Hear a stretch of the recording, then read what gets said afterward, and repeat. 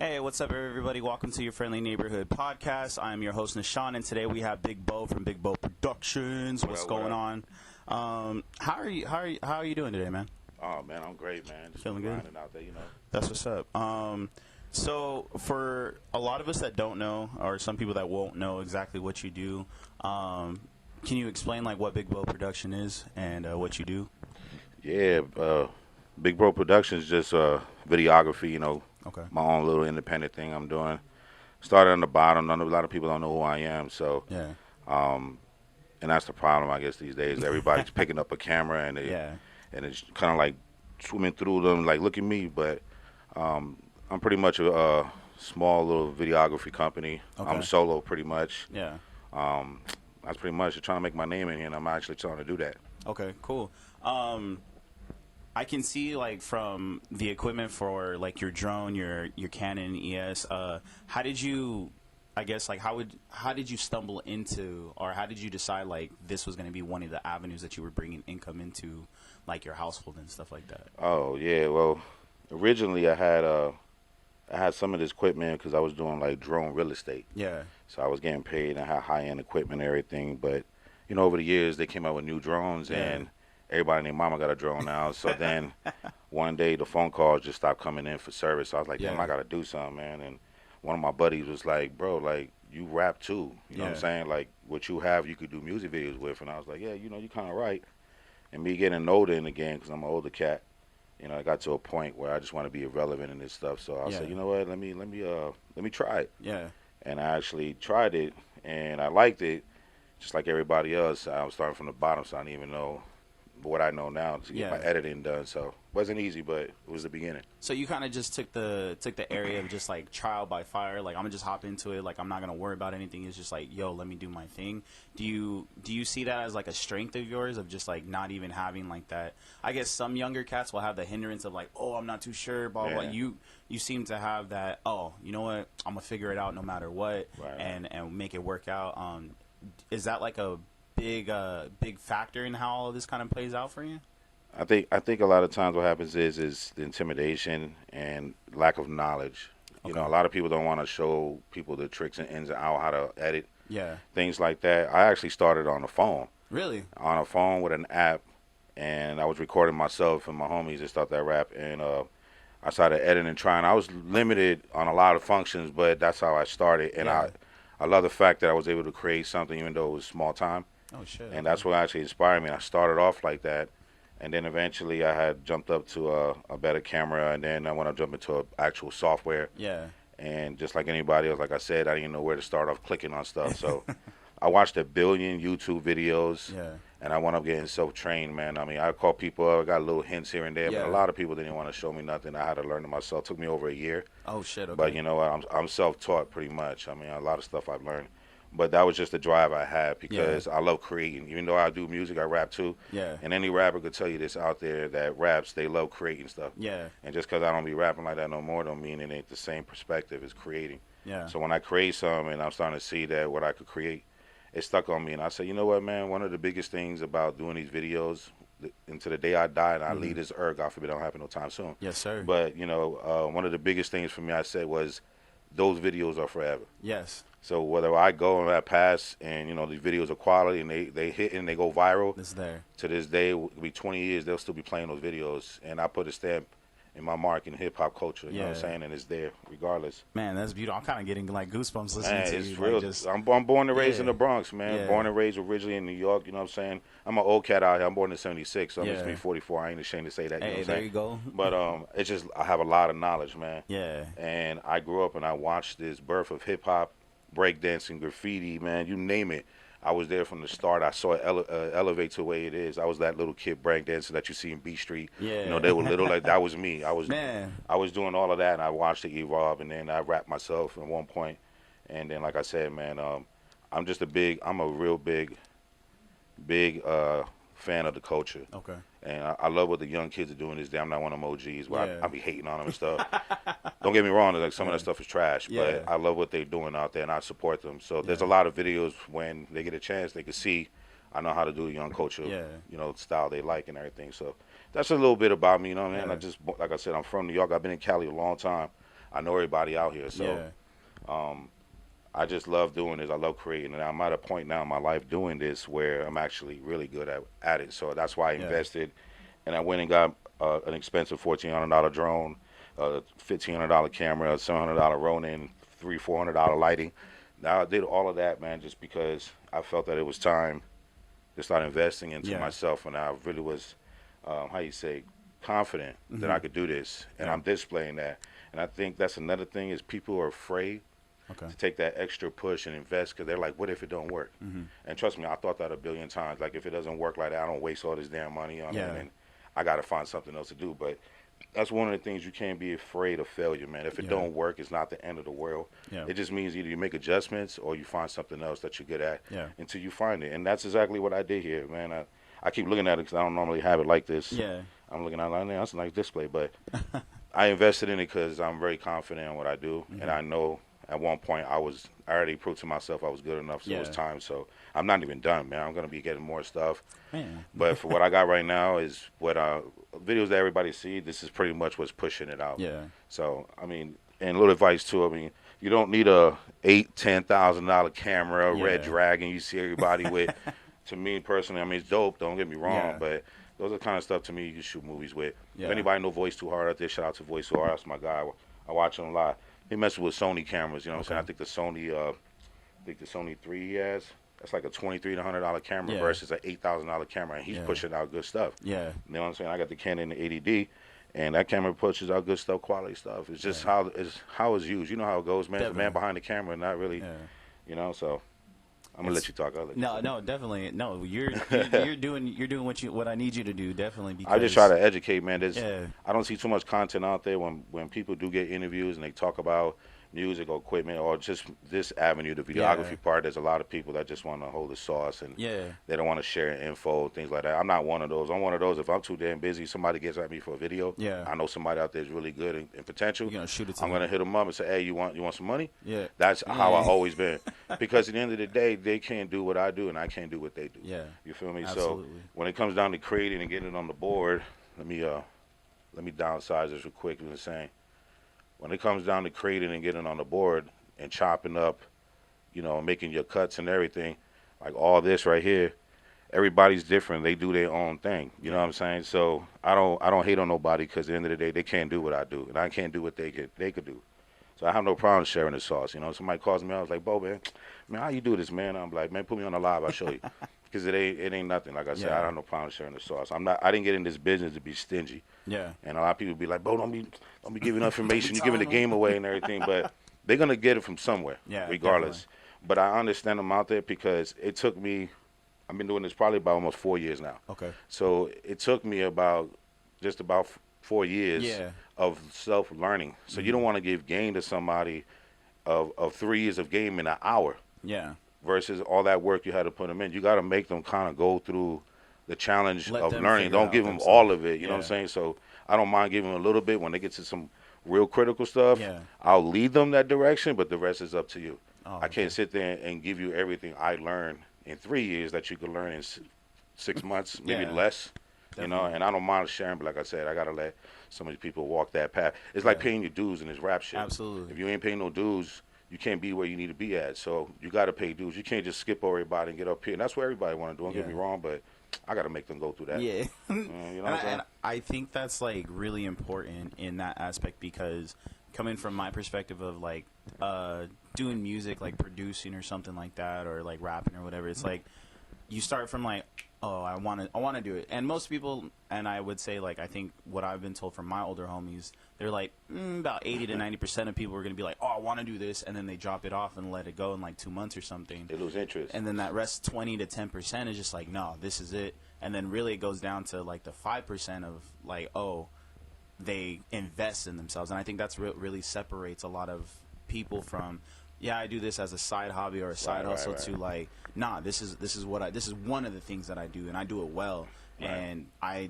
I've seen it in your work and many other people that I've seen with the videography aspect. Because I tell people all the time, when I need videos, I was like, that's out of my hands. I can't do that. I was like, yeah, I know how to do the interview things and whatever. Yeah, everybody got their avenue. Yeah, but like when it comes to like how you were showing me the effects on some of the videos that you were doing right now that are on the screen, I was just like, no, that's not that's not me at all. You gotta have patience for this stuff. Yeah. I mean, this kind of stuff here will drive you crazy, man, and it's a lot of little clicking, and you have to sit there and focus. I have friends, and I'm pretty sure you got friends. They can't do that. They don't have the patience for that. They're like, man, I don't forget that, man. The same thing with Pro Tools. I think my son Betos. Anybody know anything about that? That's my kid Betos.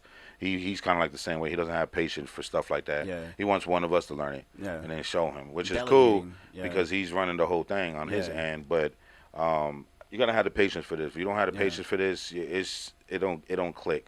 You know, and you were saying something a minute ago about some people do it and then they do it for a few months and then they stop. And, you know, there may be certain reasons why they stop, but primarily a lot of the reasons is because they can't get clients. Yeah. You know, and how do you get clients? People always ask me that all the time, like, how do you get clients?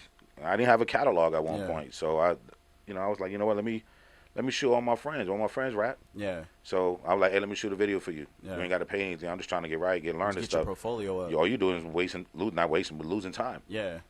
So they were like, all right, cool. So I started shooting. I got better like that. Eventually, I got to a point, and I was doing it for free. Yeah. I couldn't charge for something I had nothing to show for. So that was my advice that someone gave me too, and also I'll give to anybody else if that's what they're going to do in this game, and you want to know how to get on.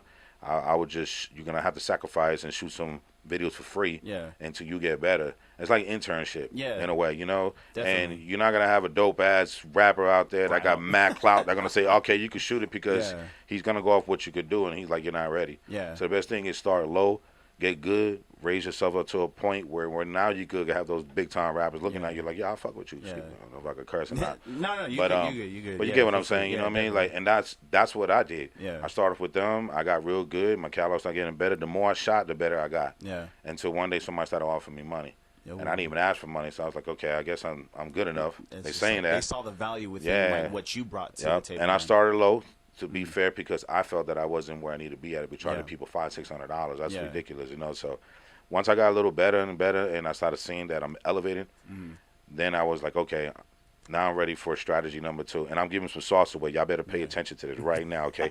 Number 2, what I started doing when I knew I was good enough, I started going on Instagram and I started hitting up the local big time artists who's starting to make that push. Okay. Like Spank Nitty James, that's my guy. You know, people like him and all locally that's around here. Yeah. You know, you hit them up, they got a little buzz going on. Y'all both can eat off each other. You're not using each other in that sense because he ain't paying nothing for you. You ain't paying nothing. All you want is return is someone that's buzzing, a hot rapper on your video to help you go up. Yeah. Everybody's happy at the end of the day. You got a dope video. I got some clout off of that. And that's pretty much it. It's good clout. It's not bad clout. It's just all business. Everybody trying to make a name in themselves in this. But that's what I did. I started out locally, not just in Riverside, Inland Empire, Los Angeles, out there. Yeah. I got out there and I linked up with one of my main artists I mess with is Destruct. Okay. East Los Angeles on the whole boom bap movement out there. He's like pretty much #1 out there. Yeah. And then I shot a lot of videos for him. But you know, like, I mean, bottom line, like I said, for him, he's one of the guys that everybody knows. So I reached out to him. He was on the radio. I believe he was on Sway in the morning. Yeah. And I hit him up on the radio while I was on the way to work. Okay. Because he was on there, he gave up his IG platform because Sway asked for it, and I hit him up. He texted me back immediately. Said, I'll be in hit you up. So I gave him my number. And long story short, we talked on the phone, and I did that strategy. Hey. I said, hey, I just want to work for free. You ain't got to pay nothing. He saw my page, and he said, let's work. We linked, shot a video. And I think the first video I shot was with an artist. It's a collaboration with him and another one named Eptos Uno. Okay. Eptos Uno, that people don't know out there, is one of the biggest Mexican, Spanish, boom bap, hip hop rappers in Mexico City. Oh shit, okay. But all the MC stuff that we like and all that, it's all in Spanish. And you can tell he's spitting bars. You just can't understand it if you don't know Spanish. Yeah. But that's who Eptos Uno is. Okay. In Mexico City, if anybody don't know, look him up. On Instagram, he goes to Eptos Uno. He signed on Universal Music. So that was my first big artist that came through a different artist who blessed me. So I got both of them on one shot. There you go. And that was by reaching out and saying, look, let's work. Yeah. And keep in mind, people, when you say let's work, that doesn't mean when you reach out to that artist, you want him to pay. Yeah. That doesn't work. I hear a lot of rappers say that camera guys get at them. Yeah. And they say, let's work. And then next thing when they start working, they were like, oh, let me get some money for the video. Yeah. But the artist is taking it as you reached out to me. Yeah. So why do I got to pay? Yeah. So just make some clarity of that, because I've noticed that doing this camera stuff. Can't be doing that. If you reach out to somebody, you're making that sacrifice to not charge them anything. Remember that, guys. Please. Yes, sir. Man, you putting everybody up on game. This is beautiful. It's sloppy out there, dude. Yeah. Like I said, I'm not knocking nobody's, like, I gotta say podcasts that they have and the info they put out there, but there's just a lot of people they don't talk to, don't bring a little more to the table than talking about irrelevant stuff. You know what I'm saying? Like, so I just try to give it out, and like I said, this camera stuff right here, I could put out a situation that I've also learned. Anybody know Beto out there, aka Beto? That's my dog too. Shout out to Beto.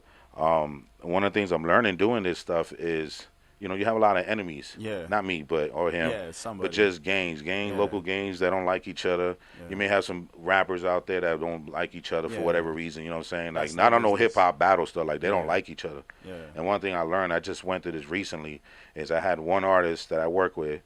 I had another artist I met through artist number one. Let's just put it that way, and artist number two. We go. So artist number one hooked me up with artist number two, and I did some videos. Yeah.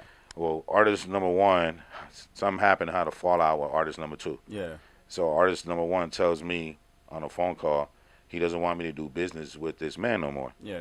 So I'm like, why? So he lets me know what it is. Nobody got shot or anything like that, but there was like an altercation that happened and stuff. And he got mad at him for that altercation and said, I don't want you doing business with him no more. And I'm like, wait a minute, but what does that got to do with me? Yeah. I'm chilling. I'm doing I'm my the own. businessman. I do my thing. But the thing it is I establish a relationship with all my artists, all my clients. And we're all cool, you know what I'm saying? But at the end of the day, I run a business in a company just because I don't have the actual building. Yeah.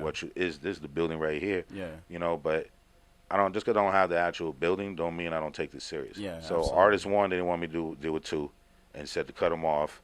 And I wasn't cool with that at first, but I said, I'm going to do it anyway. Just to show him, because this is my client for a year. Yeah. Let me show him that I'm loyal. And I did that. But then he was in his feelings more and said, take down pictures of you that you have with him with me in it. I said, okay, that makes sense. Yeah. I'll take that down. Okay. So I did that. Then he said, take down pictures that I have with him, me, actually not him, me and that artist, and other artists that have nothing to do with him. Yeah. Because we're on a whole other project. He had nothing to do with it, but he didn't want to see it on some female stuff. That's why I look at it. And he didn't want to see that, so he wanted me to take those down too. I said, bro, you're doing too much. Yeah, that's more of like an emotional kind of thing. Yeah, then I have videos that I already did for artist number two that I still have to edit, and artist one didn't want me to put those out when the time comes. When they did come, don't put it on my page, let him put it on his own page. Yeah. And I was like, you know what, you're doing too much, because I have people collab in this video, so they won't get showcased if I listen to you. Yeah. So because of that, and I wasn't willing to come to agreements for his I gotta say is what he was asking demands for or something. Yeah, so I wound up losing artist one behind that situation because I wasn't willing to listen to him to do that. Yeah. And at the end of the day, this is what these people got to realize, is that this is a business. Yeah. We're friends and everything like that, but your beefs and what you go through in the streets, that's on y'all. Has nothing to do with me. Yeah. It doesn't, So and this ain't the first time I've had people tell me, charge, you met him through me, you charge him a good price, charge him more. Don't give him the rate you gave me. Yeah. Give him a more expensive rate just because he did me wrong. You know how many artists, different people I have doing that? Because they can't tell me stop working with them. Yeah. But they can try to tell me charge them more money because they're mad at them. Definitely. So even though they don't want me to work with them, that's their way of telling me, like, charge them more. Fuck that. I didn't like how he did me on this. But see, once again, those are not my situations. Yeah. And they put me in the bind a little bit because they're the homie, and I want to look out for them and do that. But it messes me up because now when I want to negotiate people, because I don't like to set prices on videos. I do that every now and then, but I like to negotiate people and find out what your budget is, and we'll work with that. Yeah. But when I got somebody telling me charge him more, and he comes to me, you leave me no space to work with any type of budget. Yeah. And people got to realize that I run a business. Yeah. I know you're upset with them and everything like that, but I got to run a business. I can't be caught up in the middle of charging more money and don't post this video on your page because I don't like them and stuff. Yeah. That has nothing to do with me at the end of the day. So if I had a building, you walk in here for service and I shot a video and y'all know each other and I shot one for you, you come back later, don't let them get no service from you because I don't like them. That has nothing to do with me. Yeah. You feel me? Like, and I respect you for that, definitely. That's happened recently, and that was just... Most people aren't like that business mindset at all. I didn't mention no names, so you watching this, cool. whoever it is, you might know who I'm talking about, but that's cool 'cause I don't mention names, but please Yeah. understand in the day, I don't have anything to do with none of that stuff.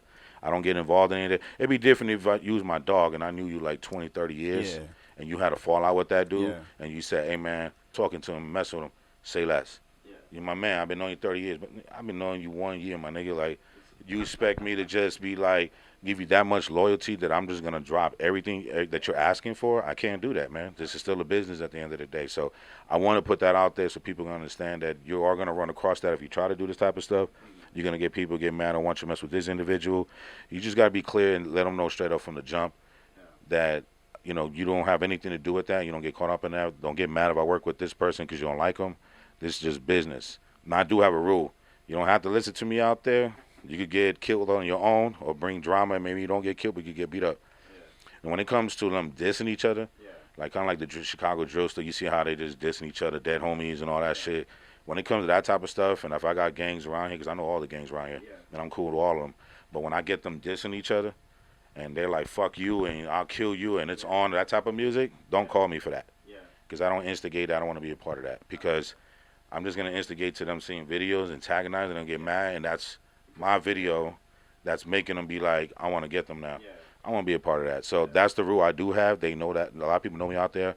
Don't call me when you start dissing Casablanca or Rubido or the East Side, anything like that. I don't show any of those because I know everybody, like I said.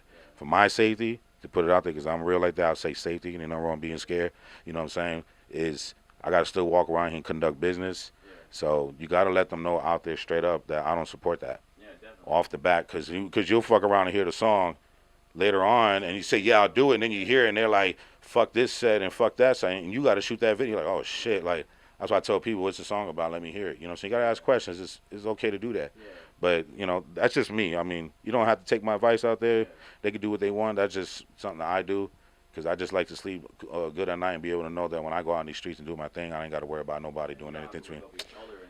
Nah, and all money ain't good money. Yeah. That's my motto. I've told everybody all the time. That's because if somebody says, I mean, I'll give you a rack to shoot this video talking shit about this set over here. Yeah. All money ain't good money. You can take it all you want, but go ahead. Now you got something else to look out. And then, too, the second thing is my son. My son is my world. I was the only kid I got. Yeah. You know, Beto's is out there, too. Yeah. He does music. He deals with a lot of people, too. Yeah. So my actions, they could reflect on him. Yeah. If somebody wanted to do something to me and they can't get me, they know he out there. Because we're all in the hip-hop shit. He produces right next door. Probably got a segment on here. You heard it already, all the banging next. They recording next door. So they got a studio next door. This is my editing room right here. So we running something. But I got to think twice what I do out there because he's out there. Yeah. And what I do, they can't get me, they'll go get him. And vice versa. 'Cause I told them the same thing. Yeah. I said, bro, you got to be careful what you do out there because I'm out here too. And they might want to get me off the strength of some shit that happened. You know, I don't know nothing about it. You know what I'm saying? So that's a little info I could give people out there and let them know. Oh, and if you're old enough and you got no felonies and you're not a criminal, go get your CCW, because when you have $3,500 to $4,000, maybe $10,000 in equipment with you, you don't want to make it easy for somebody to come up and take your shit. And trust me, I got mine, so they come up on me and everything. It's on. But I would hate to take somebody's life over some equipment. But I have it. You know, it's best to have it on you, man, because there was a couple of situations where some people they get robbed. For some reason, they left me alone. They didn't mess with my equipment. They got them and they left. And I think it was probably showing all that money on the gram at one point. And like, you know, and who knows? They probably hit me up later on from video and I shot one, didn't even know it. Yeah. That's how the game be. You know, you come in ski masks and I don't know, man. Yeah. But little info out there, man, about myself and how I started. And I continue to elevate. I got probably 8 videos, man, I'm about to put out pretty soon. I got artists that's holding on to them because they want to put them out at the right time. Okay. So that's why I have a lot. Yeah. But you're going to be seeing a lot of those, man, and you're going to tell when you watch those videos how much I elevated from a long time to this point. Even the last 5-6 months, you could tell that my level just went, it went right up there. Yeah, because the pandemic made everybody sit on their ass. So you had more time to learn. So I had more time to sit on the computer and just study, watch stuff, try different things out, and, man, I noticed in the last 8 videos I shot recently, I noticed it. Especially this last one I'm about to drop today at 3:30. Okay. Today with Uchi's Cams and Bandit Low from Paris and then K-Bands. I'm going to drop that today and everything. So that one has a bunch of effects and very enjoyable song. It's a long song, but it's enjoyable because there's no hook on it. You got 3 artists, it's just going right through it. So stay tuned for that too. In the flesh. You wanna be for me, that's like agreeing with your death. Of course you niggas hate me, I'm still stepping on your necks. And you better not touch my chili, you I'm bringing out the tech. It's either get A in the trenches, get off your ass. I could never chase a bitch or a bop over a bag, trying to pass like a student. Beat a nigga with his own heat, money not included. Don't talk to me, catch a eye black and talking shit up in his own tweets. 40 on his head. He walking beam, popping on the network, have it blowers up on the scene. Still drop something and go and pick the move. The block high. Outside, south side, and then I'm with Tracy Blue. Big 38, bang the set, and you know I got a tool. I don't even want the bitch, but she had a pull. Let me know something, and little baby finna throw something. Let me know. Masked up Halloween with a cold jumper. Get some, call me on the late night. Yup. Pull up and on black like the Depeche Mode, homie. Better hope this is the flesh wound. Catch one quick, so careful where you step, son. Careful where you step.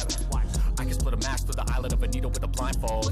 Good luck and die slow, buddy. All I give a fuck about is... Welcome back, guys, to your friendly neighborhood podcast. I am Nishan. This is Big Bo, and we're just gonna go back into it. You kind of gave us a lot of information, a lot of gems, and I really appreciate you for doing so.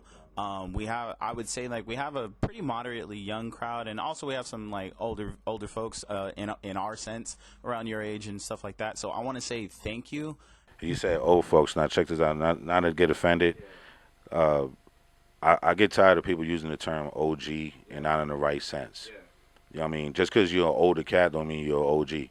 My motto, and I think Gilly the Kid said this, and I've said this before too. An OG is someone who gives these youngsters game, whatever game that is, whether it's to get money, information, whatever it is, any knowledge that he can gain from that, or stay out of trouble, whatever it is, or sense of direction. To me, that's OG, which is offering game.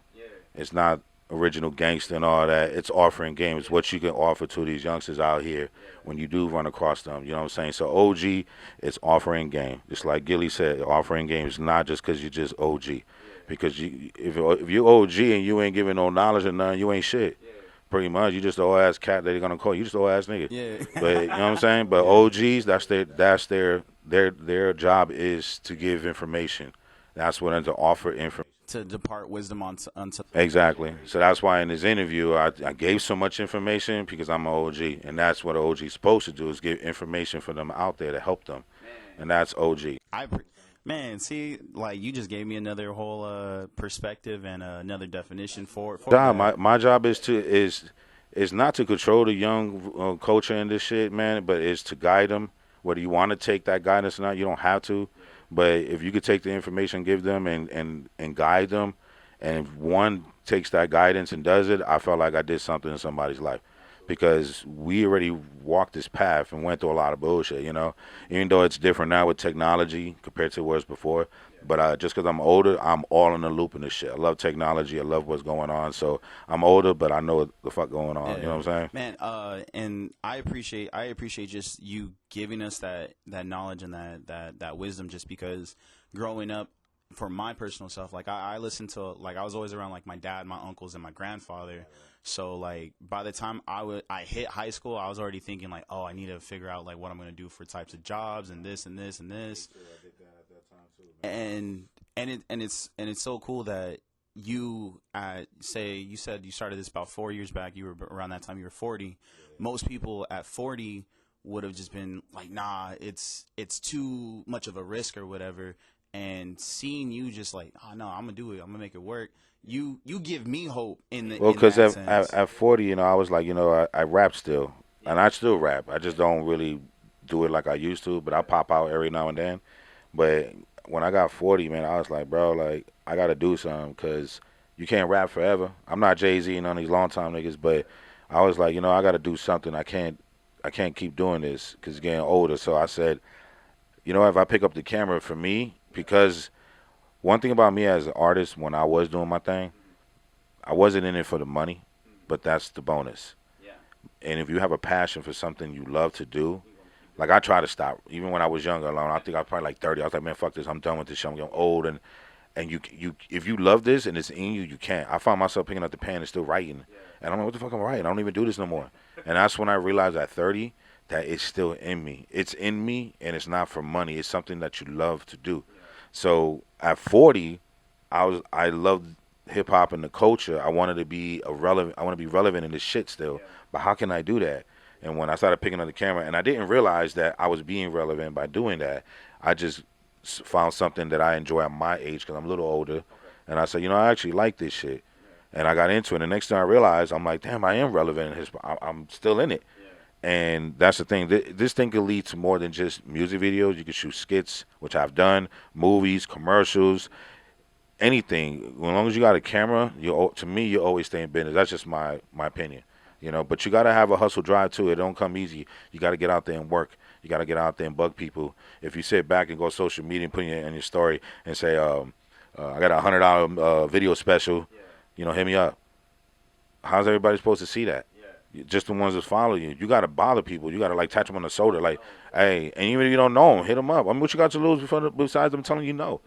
Okay, move on to the next person. You know what I'm saying? But if you can't take no and people and rejection now and this shit right here, and that's like almost like criticism in a way without your project being done, but if they're telling you no and you're getting that discouraged, then that's what you were saying earlier, how people are afraid to take steps on things and ideas like that because they're afraid that they're going to fail. And that's the part that people got to realize is that you're never going to know in life if you don't try.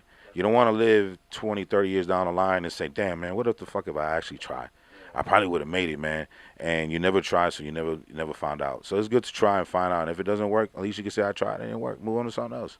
Trust me, I tried a lot of ideas and it didn't work. These games right here, like you've seen, I got like a bunch of them more in the garage, but I got like 20 of these damn games. These games right here, I got them out for myself as a hobby thing and everything. Excuse me for a second. For a hobby thing, I got them for a hobby and to make money.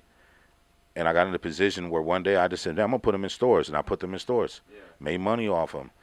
I was making, not this game, but I had a House of the Dead shooting game. That game, 2 games in the store, I was making $500 a month off the game.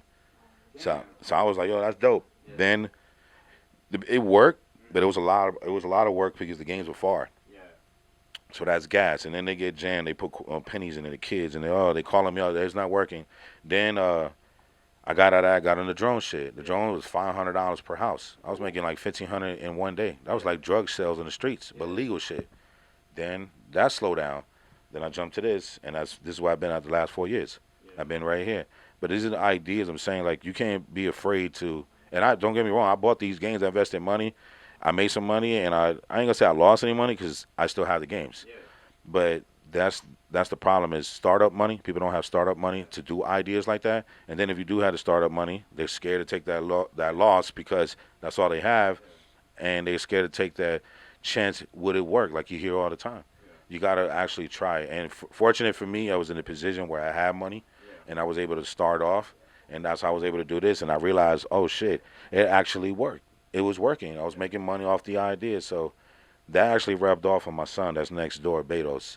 And that's why Betos, for him, he's a little hustler in his own way. And I've always told him, I said, look, man, you can hustle on these streets out here and not be illegal shit all the time. So he's learned that you can sell beats, you can sell clothes, you can do all of that stuff. And that's exactly where it rubbed off on him. All these ideas, everything I had. Because I was on the block. I was on the streets when I was younger. I did all that bullshit. But it comes to a point you got to grow the fuck up. And when you get older and you start having kids, you got to do something. You're just going to be in jail and your nigga going to be on the streets and the cycle continues.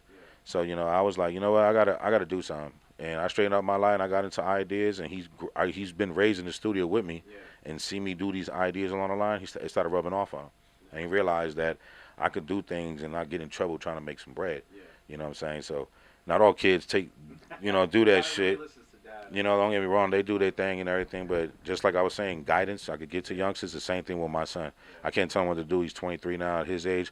All I could do is guide him, whether he wants to take it or not, and that's my relationship with him at one point. I don't try to control him or anything. Those days are past. But if he wants to listen to me, he'll listen to me. If he doesn't, and it's unfortunate sometimes he don't listen, but, you know, you want to listen because you don't want him to go through that. But you got to, like I said earlier, with anybody, even your own kid, you got to let them go through shit sometimes. For them to understand, for them to come back to you and say, you know, Dad, you was right, man. I know, man. You gotta let him go through it, and then he'll respect you more because of the fact that you let him go through it and you told him. And I fucked up at one point when he realized that he was getting older, and I tried to tell him, don't do that because it's not gonna work, and he wanted to do it, and I was like, nah, I was on him like if he was 10, like he wasn't old enough, and I had to catch myself. I'm like, damn, he's growing up. I gotta let him make these choices let him fail, or if he doesn't fail, let him do it. Because he strongly was like, no, I want to do this. And there's been some times he was like that with me, and he did it, and it didn't work. And I knew it wasn't going to work. But he didn't want to listen, because, you know, when I was 23, you couldn't tell me shit. I do what I want to do. What the fuck out of here? I do it. Then you're like, dang, come back, I should listen to my dad. Like, and that's happened to me, and it's happened to him, and he's learned that. I think that's the beauty about father, if you there, and especially because he lives with me, is to see him make those decisions and grow, and either get matured on it and be smart about it, or you don't. And he's actually gained a lot from mistakes. I've seen him, and he's made adjustment. And then I think not that long ago, he came to me recently and was like, Dad, I see why you be tripping all the time when I was younger and all that, and da-da-da. I see why you're doing it. I said, yeah, why? He goes, because I'm actually a cool person. I said, yeah, you are a good person, man. You don't gangbang. You don't do any of that shit. I didn't raise him like that, you know. And if he turned gangbang at 23, yeah, that's not my fault. Yeah, and that's on you. That's what you want to do. Exactly. I made sure that he was around, don't get me wrong, but he didn't pick it up. I didn't do it, you know, and I have some of the coldest killers in his ear telling him, don't be like me. Don't go to jail. I've been shot. You know, I had a homie that got shot in his neck and changed his voice. He don't even sound the way he does, and the bullet's still in there. You know, and he banged. He told him, don't do this. Then another one, same thing, years in this game. He's a big-time Crip, man, and he told him the same thing. Don't be like me. You're going to be in jail 13, 14 years like me. Don't waste your time. So he had people around him, thank God, because I never been to prison. I've been to county jail as far as I went. But for someone to be in prison, he could talk that to him that I can't. And he'll respect that person more because he been in there. He gonna look at me like, what the fuck you talking about, Dad? You know, I know you never been to prison. Like, I can't do that. So I let people do that role for him. And thank God that it worked, because he turned out to be a good kid, man. So me as a father, I feel like my job is I accomplish a lot of things along the line. Yeah. And from my personal experiences, most of the time, because for people that don't know, I'm actually like a pretty good friend of Beto's. So like talking to Beto's all the time, I was like, yo, like he talks highly of you all the time. Like, real quick, not to cut you off, since you know him. Okay, he's an asshole. Everybody out there know my son's an asshole. I'm not an asshole. I don't know if you can tell in the conversation, I'm a little different. But he could be a jerk and an asshole, and I get it to everybody. Trust me, we go at. If you think y'all go at it sometimes in his mouth, trust me, I go with him too, man. Because sometimes he be talking out his ass, and I could say that on his dad because he be doing that. But he make good points. It's just like he a Leo. You know how all Leos are. They just ready to go. I'm a Sagittarius. I'm more patient with the shit and everything, and I grew up a little different. But trust me, we clash sometimes, man, because his mind state is, like he tried to tell me one day. He tried to tell me a long time ago, Tupac ain't gangster. He never was, and all that. I'm like, bro, like. So he'll do shit like that, but it's like he likes to stir the pot a little bit. Yeah, like I don't be on Twitter, but I heard he be on Twitter, just be saying some crazy dumb shit. I see it too. Trust me, I have it. I don't go on it, but when I do go on there, I'm like, this boy. So just understand his mind state, the way he thinks, the crazy shit he say. That had nothing to do with me. He created that on his own. I got nothing to do with that, man. Yeah, but I really appreciate the father-son dynamic. I can definitely see where he gets his drive from, where he gets his ambition and everything, and I just want to commend you on doing such a great job parenting and fathering him. Yeah, he got Nappy Head. It's Nappy Head Productions. I told him a long time ago, don't run a label, start a production company. You learn your way up like that, so that's his thing. He started Nappy Head, and I told him, you know what, I'll support you on that. I'm your pops. I got you all day. And when we did have this conversation, I wasn't as good as I am with the camera. So I said, I'll be your videographer. And he's like, oh, okay, Dad, you got to get a little better. And I was like, man, fuck you, man, because I wanted to get better. I know I am. But over the years, I've actually got to the point now where he wouldn't come to me before and say, Dad, I need you to shoot this video. He'd just be like, yo, that's dope. He's just watching me growing. Watching me growing. And then one day, I think maybe a little over a year ago, he finally pitched a video to me. It was like, I need you to shoot this. Can you shoot it? I was like, yeah, I shoot it. And I think the first one I did was how to roll a backwood by Isam. That video right there, that was the one I think they pitched to me, and I actually did that one. And a lot of people see that, and it's funny because Jay would tell him, my son would tell him, my dad shot that. I'm like, your daddy didn't shoot that. Get the fuck out of here, because there's not a lot of son duo like that. You know what I'm saying? So I thought that was pretty cool. So when they shot it to me, that let me know and proved to me that I was ready to shoot videos in that kind of way. So like I said, we run a thing here, and my position I play is I run the videography department. We got a few cameramans.